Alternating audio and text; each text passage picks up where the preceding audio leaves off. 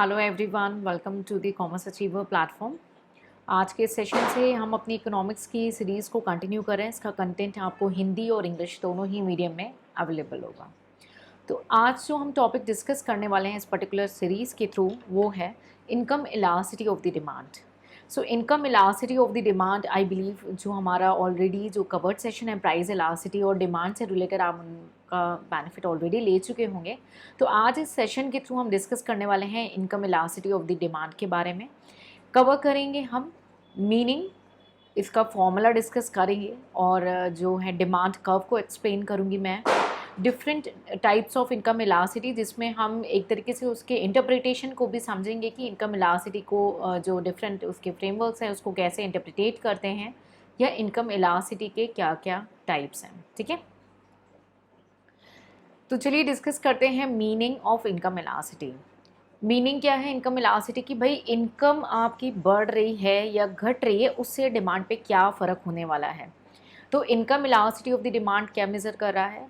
ये मेज़र कर रहा है कि क्वांटिटी डिमांड कैसे रिस्पॉन्स करेगा जब इनकम में कोई भी चेंज देखा जाएगा। ये माना गया है कि जो बाकी अदर फैक्टर्स हैं उसे हम कांस्टेंट रखेंगे। ठीक है, तो हमने ऑलरेडी प्राइस इलास्टिसिटी में भी डिस्कस किया था कि क्वांटिटी डिमांड जो है वो रिस्पॉन्स कर रहा है, जो भी एक्चुअली में कंडक्ट हो चुका है उसके प्रति जो है क्वांटिटी डिमांड, इनकम कैसा है उस वजह से क्वांटिटी डिमांड में रिस्पॉन्स देखने को मिल रही है। सो इनकम इलास्टिसिटी क्या है? इनकम के बढ़ने से क्वांटिटी डिमांड में क्या रिस्पॉन्स रहेगा या क्या मूवमेंट रहेगा, वो होता है आपका income elasticity of the demand. ये तो आपने समझा ले लैंग्वेज में, तो चलिए क्विकली रीड कर लेते हैं हम इसके टर्म्स को। Income elasticity of the demand measures the responsiveness of quantity demanded of a commodity to a change in consumer income when all other factors are constant, यानी जब बाकी सारे फैक्टर्स जो कांस्टेंट है। तो ये ना हमने बेसिक आइडिया लिया, मीनिंग समझी कि income elasticity of the demand की क्या मीनिंग है। नेक्स्ट हम डिस्कस करेंगे इसका फॉर्मूला कि इनकम इलास्टिसिटी ऑफ डिमांड का जो हमारा ये फॉर्मूला है कि percentage change in quantity demand due to percentage change in income. ठीक है, इसको स्प्लिट करेंगे अगर हम इस पर्टिकुलर फॉर्मूले को। ठीक है, गिव अ सेकेंड प्लीज। इसको हम स्प्लिट करेंगे तो क्या हो जाएगा हमारा? Change in quantity, change in quantity divided by जो आपकी ओरिजिनल क्वांटिटी थी। ठीक है, मैं शॉर्टकट लिख रही हूँ, divided by whole divided by change in आपका इनकम। ठीक है, that is your original income. उसके बाद ओरिजिनल इनकम, ठीक है, इंटू 100। 100 क्यों करते हैं? क्योंकि परसेंटेज में आता है, डिनोट करेंगे इनकम इलास्टिसिटी को EI से। ठीक है, उसके बाद चेंज इन क्वांटिटी जो है हम स्प्लिट कर देते हैं इस फॉर्मूले को और ज़्यादा, तो आपकी आएगी चेंज इन क्वांटिटी। ठीक है, आपकी जो भी चेंज इन क्वांटिटी है डिवाइडेड बाय ओरिजिनल क्वांटिटी। ठीक है, original quantity into original income divided by आपकी change in income, change in income.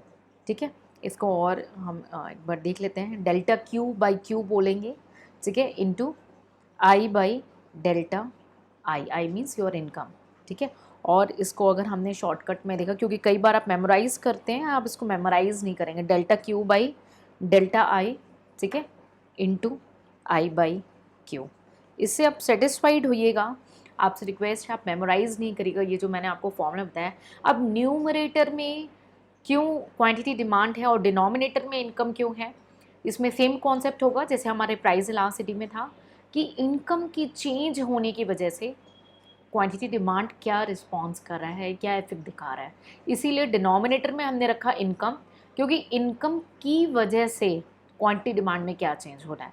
ठीक है, और न्यूमरेटर में आता है क्वांटिटी डिमांडेड। आई बिलीव आपको ये क्लियर हो रहा हो। ठीक है, तो ये हमने समझा फॉर्मूला हमारा income elasticity of the demand का। चलिए नेक्स्ट समझते हैं हम साइन को।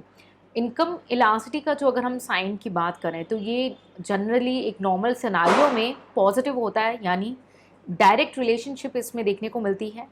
ठीक है। और income elasticity of the demand यानी हमारा जो है वो पॉजिटिव होता है, यानी इनकम बढ़ती है तो जनरली ऑब्वियसली गुड्स की डिमांड जो है वो थोड़ी ही सही लेकिन इंक्रीज़ होती है। जनरली इसे हम पॉजिटिव मानते हैं। जैसे हमारी प्राइस इलास्टिसिटी में रिवर्स रिलेशनशिप था, लेकिन इनकम इलास्टिसिटी में ये पॉजिटिव है। इसे रटना नहीं है, आप समझें कि आपके पॉकेट में जब ज़्यादा पैसे आएंगे तो पहले अगर आप किसी पर्टिकुलर सिचुएशन में, मानिए से आप एक चॉकलेट बाय करते थे, अभी इनकम बहुत ज़्यादा हो गई तो आप अब 2 चॉकलेट बाय करेंगे। सो इनकम इलास्टिसिटी जो है वो जनरली जो है वो पॉजिटिव होती है, ठीक है। लेकिन there are certain exceptions, yes. Inferior goods में हमें उसे नेगेटिव देखने को मिलता है कि इनकम इलास्टिसिटी हमारी जो क्या है वो नेगेटिव हो चुकी है। क्विकली हम कनेक्ट करेंगे आपको डायग्राम्स के थ्रू।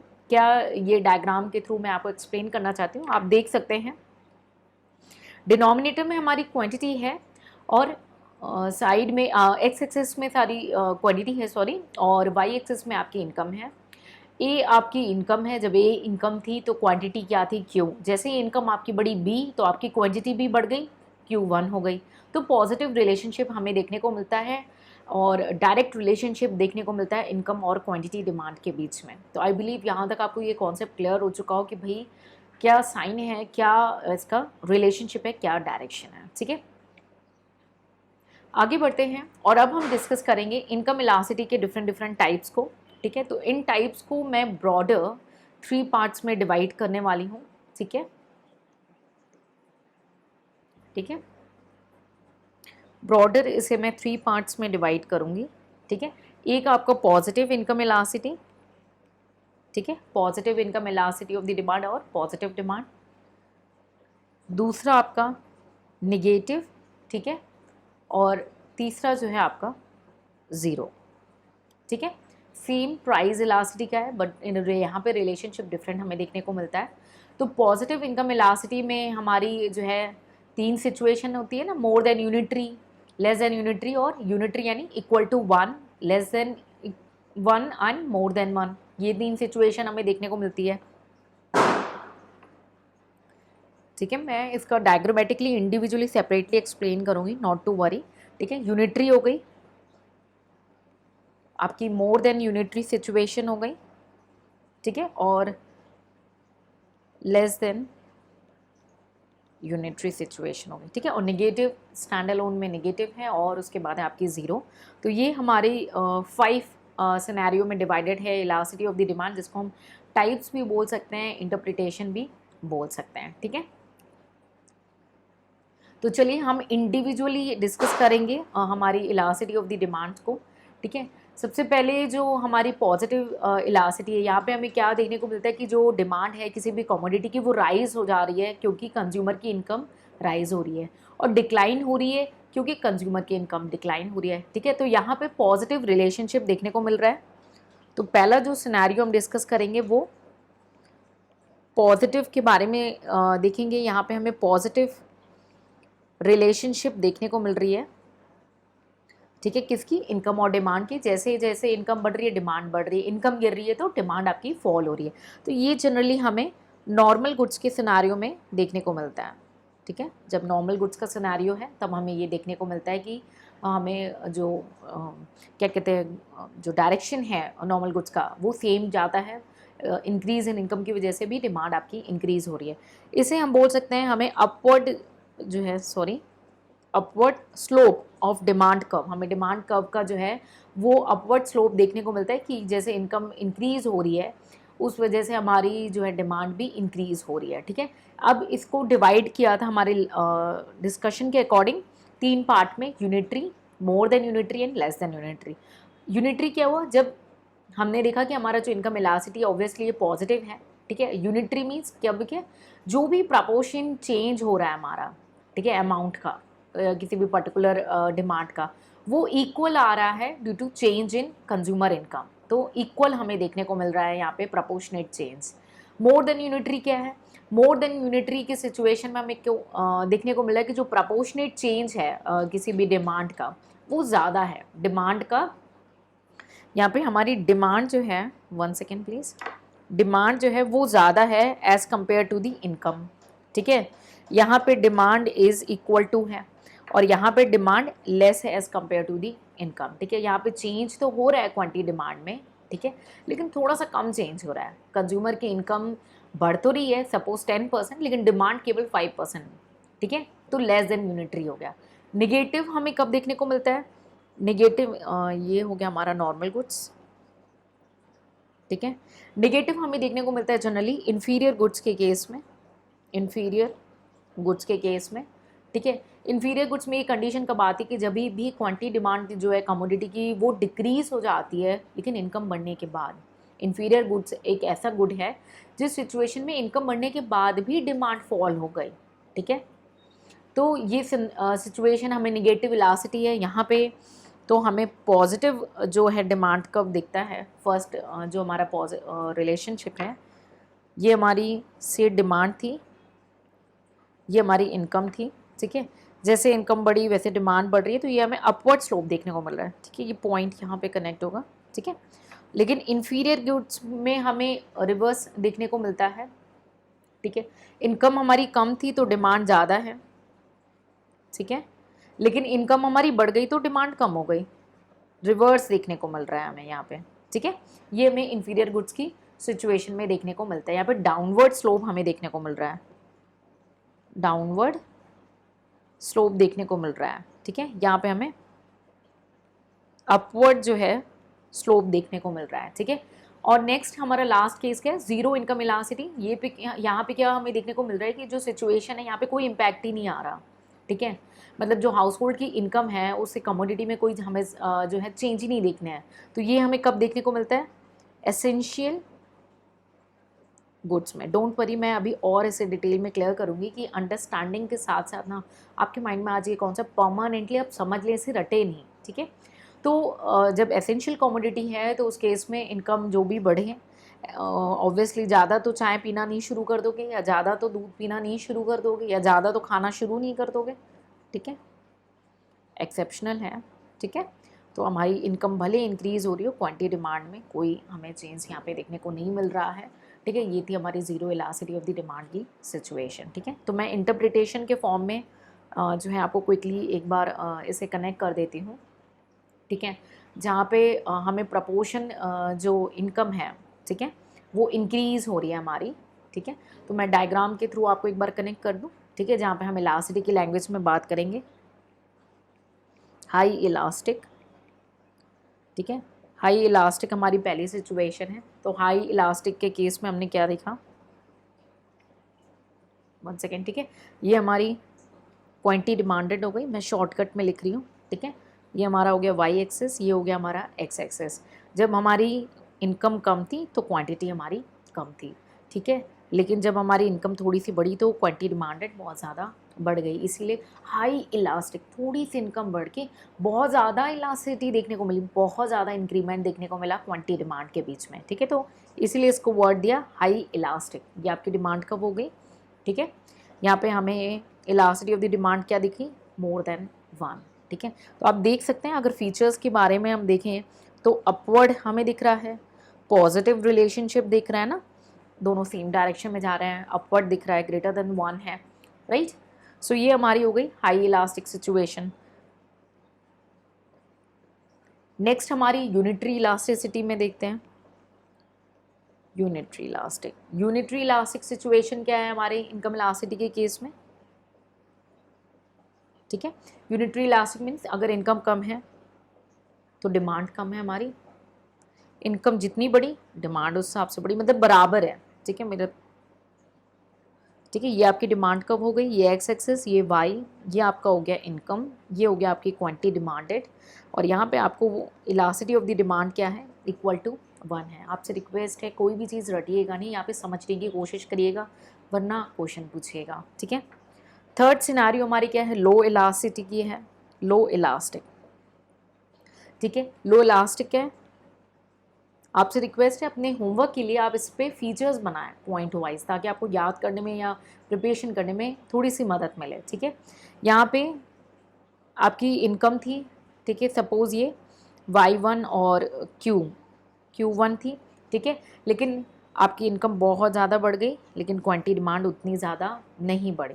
तो आप y2 से Q2 पे आए, गया तो डायरेक्ट रिलेशनशिप ही, पॉजिटिव रिलेशनशिप ही, लेकिन डिफरेंस है, उतनी तेज़ी से इनकम के बढ़ने से डिमांड नहीं बढ़ी है।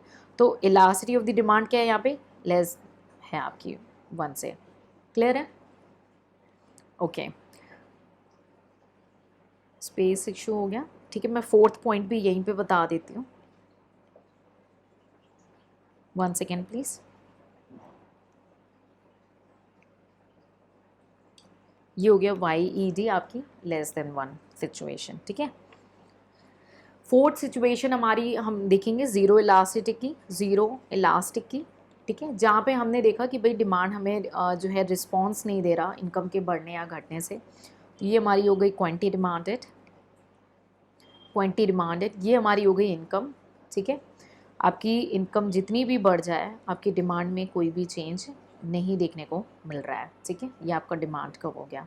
सो यहाँ पे हमें क्या दिखी, इलास्टिसिटी हमारी क्या है, कोई भी चेंज ही नहीं दिखा रही। इलास्टिसिटी यानी कितना रिस्पॉन्स दे रहा है demand due to change in income in this case, ठीक है। 5th सिनारियो हमारा क्या है, निगेटिव इलास्टिक, मैंने जो डिस्कस किया था, ठीक है। ये आपकी क्वांटिटी डिमांडेड हो गई, इस तरफ आपकी इनकम हो गई, ठीक है। आपकी इनकम जब ज़्यादा थी तो डिमांड ज़्यादा थी, ठीक है।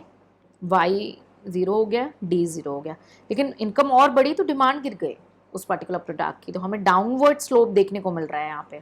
क्या देखने को मिल रहा है, डाउनवर्ड स्लोप, यानी लेस देन ज़ीरो यानी निगेटिव। लेस देन ज़ीरो भी पॉसिबल है इनकम इलास्टिसिटी में, लेकिन लेस देन ज़ीरो इज़ यानी निगेटिव इलास्टिसिटी हमें देखने को मिल रही है, यानी इनकम बढ़ने की वजह से डिमांड फॉल कर गई है, ठीक है।